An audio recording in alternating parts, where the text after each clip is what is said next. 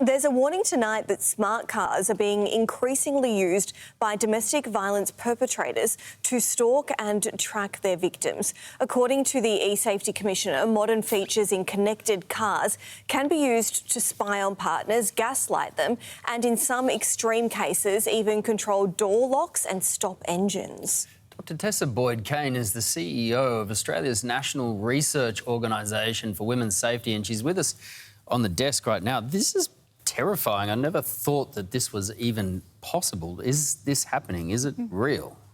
Look, I think people think about family violence as something that occurs behind closed doors, but as technology evolves, we see new ways for people to intimidate, control and abuse, and that's what's happening in the context of smart applications where their whole purpose is to connect you. And now we're seeing how technology can be used to abuse people in the context of their smart cars. So what's happening? What are they doing? What are they using in these smart cars for this control? Well, in this particular case, it was someone whose ex-partner used the smart car technology to limit the distance that they could drive. So already you're talking about controlling someone's movement. This is mum dropping her kids off at school. But you're also starting to talk about the physical risk of being able to stop a car. So that might be out in public, that might put the driver and their passengers at risk, it might put other people at risk. So we see technology-facilitated abuse really designed to harass and control people. But this is also talking about very serious physical risk as well. And I assume in many cases people don't know that they're being tracked. Do you have any information on that, but also how people can tell? How can they work it out?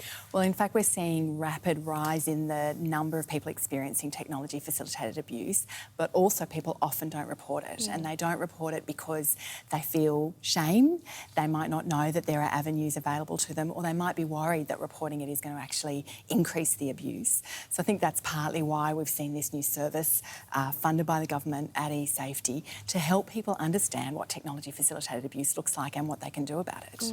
So we're talking about GPS monitors in the car so they know where you are, the potential to cut the engine out if they don't like where they're driving, limits being put on the car. Can you listen in to people's conversations? Can you listen in? Well, it might depend on the technology, but we're also talking about location tracking. So you might be able to monitor through someone's driving their patterns of behaviour, where they're going, and use that then to continue to monitor and control people.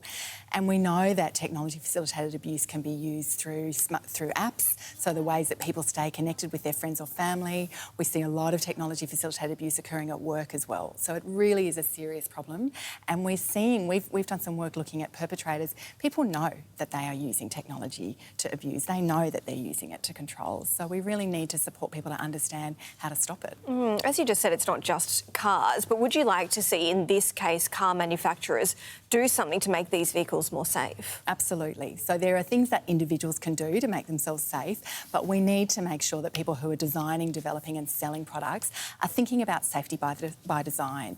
At the point that you've got cars or apps out in the world being used, it's pretty late to change their design features. But if you're thinking about how to make them safe from the outset, you can make a big difference. And that really is an obligation that all products need to be thinking about safety by design from the get-go. Yeah, it's just terrifying. All right, thank you so much for your time tonight. We appreciate it. Thank you.